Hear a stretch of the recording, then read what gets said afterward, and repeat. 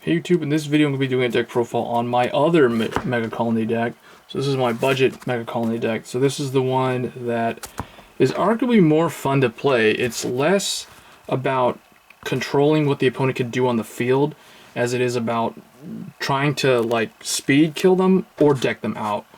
So Megacolony being a Protect clan, and Cyclomatooth being in the game when I found out he was released recently in EBO9, I was like, man, I gotta build Cyclomatooth. He's so cool.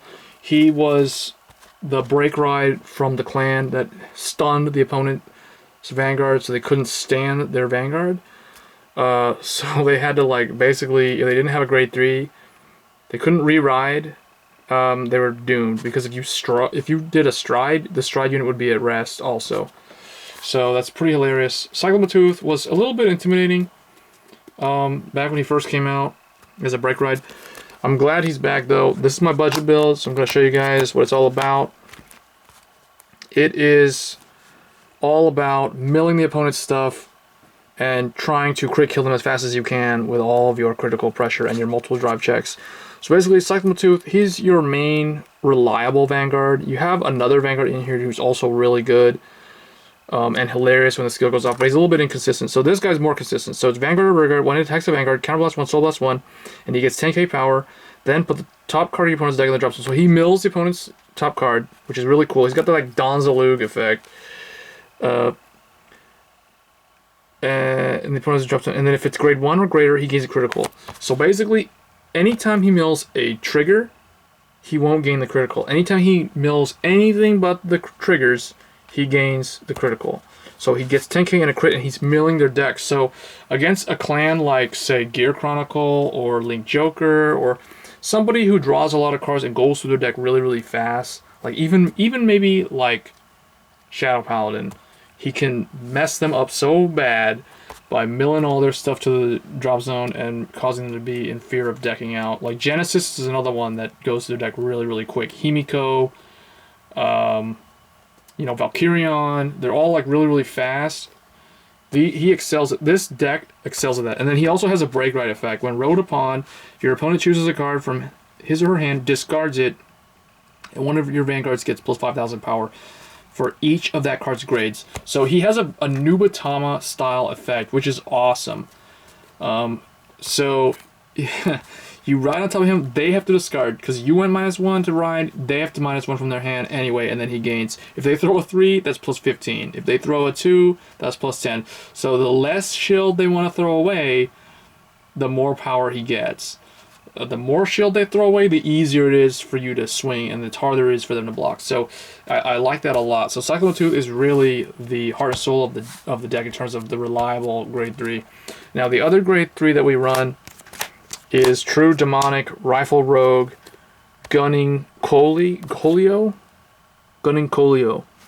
So this guy is less consistent compared to Cyclomatooth, but a lot of people will say that he's the main Vanguard. He's the guy who gets the drive check. So when he's placed on Vanguard Circle, he just straight up gets 5,000 and an extra drive.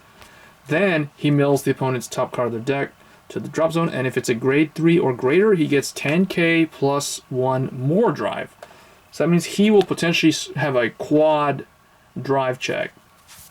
Now, in all the matches that I've used him, I've seen that effect happen maybe like 3 or 4 times out of maybe, like 15 games or something. But it can happen, but it's kind of rare. So usually what ends up happening, he's a triple drive, and they no guard him, and whatever. So because they do that though, when you see the trigger lineup, you'll understand why the deck is designed the way it is. He also has another effect where he can soul blast a grade 3.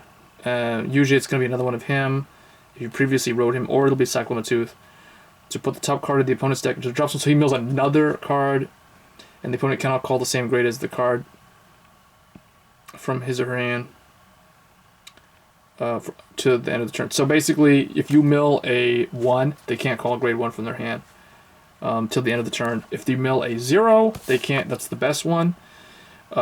So basically, the best combination is on place, he mills a 3, and then his own effect mills a 0.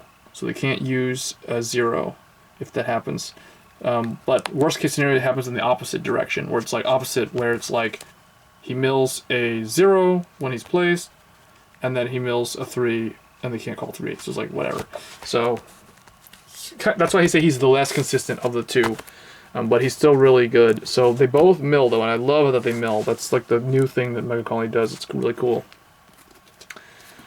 Forcing the opponent to deck out faster. Next, you're running 4 Spirit Tech Mutant Megalo Lancer. This guy gains 2k for every rested rearguard that the opponent has. And then you can also have the option to put a rearguard into your soul, and the opponent cannot intercept until the end of turn. So he has some pretty good versatility there, so I like him. I have 4 copies. Next, probably one of the best grade 2s that they have access to is Hiding Killer Leaf. When he attacks, Counterblast 1, Soul Blast 1, he gets 10k, just straight up 10k power. And then he mills another card from the opponent's deck to the drop zone, and if it's grade 1 or greater, you get to draw a card. So anything but a trigger and you draw. So very good in here, fits right in with the theme. So you gotta run 4 copies of him. If you don't want to run him, or if you don't have him, and if you do have access to Machining Mantis would probably be more ideal in this guy. Because the deck, as far as I know, yeah, Cyclone 2 counterblasts, he counterblasts. Yeah, you can run Machining Mantis if you have him. He's just kind of hard to find. So that's why we're running for a more budget-oriented build too. He's hard to find, he's really expensive. Whereas everything in here isn't really that expensive. The grade 3s aren't that expensive, this isn't that expensive. The other grade 2 we're running is our Guard Restrict card. So this one, it's an 8k grade 2. But if the opponent had a card that was milled that turn, when they would call a Guardian from the hand, they must call 2 or more at the same time. So it has that Guard Restriction effect. Very nice. Goes right in with the theme of, because you got both grade 3s milled, this grade 2 mills. So it's likely to happen. Next, we're running the new Sentinel. Draw a card, discard a card when placed on Vanguard Circle. So running that because of our trigger lineup, as you'll see. Brawny Jerk 4. Brawny Jerk is really, really good at, again, milling. Placed, Soul Blast 1, he gains 6k, so he goes 14. And then they mill, and if it's grade 1 or greater, you Soul Charge 1. So basically, milling zeros is the worst thing. But keep in mind, every time you mill a trigger from the opponent, they're losing a trigger from their deck. So you're still hurting them a lot. They're losing shield, and they're losing trigger effects. So that's very good still. And when it boosts a unit that attacked a grade 3 or greater Vanguard, you can discard a card from your hand. Your opponent chooses one card from his or her hand and discards it. So it also has hand disruption capability on the offense. So you have to discard, but they will discard as well. So that's very good. So 4 of him. And then we run 3 Giant Cannon Mutant Tower Horn. When placed, Vanguard or Rearguard, discard a card from your hand, draw a card, and if your opponent has no standing units, his unit gets plus 5k. So it is there to help cycle through your cards to draw into your grade 3s, because we're not running Machining Mantis or Hornet, but ideally you would run Hornet and Mantis, and the deck would be like super good. Then next we're running 3 Spiteful Hopper. When placed, Soul Blast 1 and one of your other units gets 6k until end of turn. If you have no face-up cards in your damage zone, you can countercharge. So this is our countercharger for the deck. And nice thing about this deck is you got a lot of 8k grade 1s, with the exception being the Sentinels, but you'll never really call those down, so those don't really matter. So that's it. And then the trigger lineup. And it's supposed to be in order, but I guess it's not. So yep, here we go. 12 criticals. We have Sharp Nail. Scorpio, he was not in the previous deck. So yeah, Jewel Flasher is the new one. So 12 critical and 4 heal. And Machining Worker Ant. They did not get a new starter, strangely enough. I would have thought they would have gave them a new starter, but they don't have one. So anyway, that's the deck. It's really cool. It's 12 critical with a triple drive or a quad drive is very, very nice, because it improves the likelihood of a double crit. And he doesn't have the ability to gain critical, but Cyclone Tooth does. So with the ability to gain inherent critical with 12 critical, that's just really, really good for trying to close out games as fast as you can. or gain high damage advantage against your opponent.